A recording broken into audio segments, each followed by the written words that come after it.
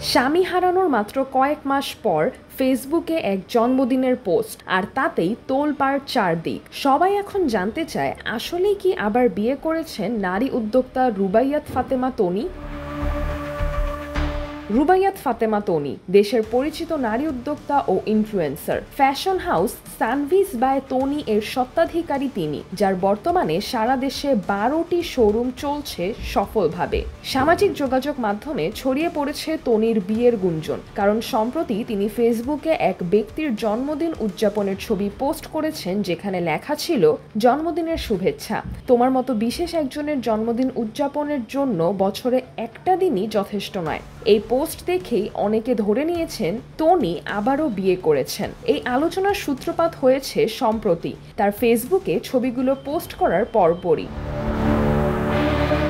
ছবিগুলো এসেছে তনির নিজস্ব ফেসবুক অ্যাকাউন্ট থেকে, আর তার সঙ্গে যিনি ছিলেন তিনি মোহাম্মদ সিদ্দিক, যার ফেসবুক প্রোফাইলও দেখা যায় তনির সঙ্গে ঘনিষ্ঠ ছবি ও আমার প্রিয় স্ত্রী লেখা একটি পোস্ট। মূলত এই পোস্টটি নেটিজেনদের কৌতূহলের কেন্দ্রবিন্দুতে এনেছে তনিকে।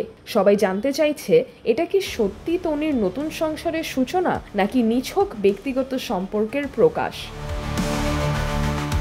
তনির কাছ থেকে বিষয়টি জানতে চাওয়া হলেও তিনি ফোনে সাড়া দেননি। তবে সিদ্দিকের পোস্টে লেখা ছিল, আরও একটি বছর পেরিয়ে গেল, কিন্তু মনটা এখনো তরুণ। আমার জন্মদিনকে বিশেষ করে তোলার জন্য আমার প্রিয় স্ত্রীকে অসংখ্য ধন্যবাদ। তোমাকে অনেক ভালোবাসি।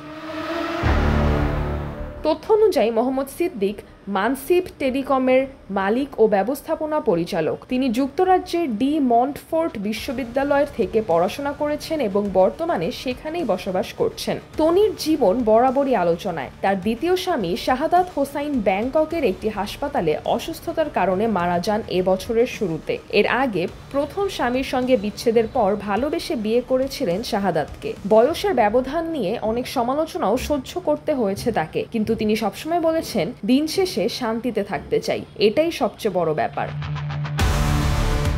সিজরাতুল আভা, দৈনিক আওয়ার বাংলাদেশ।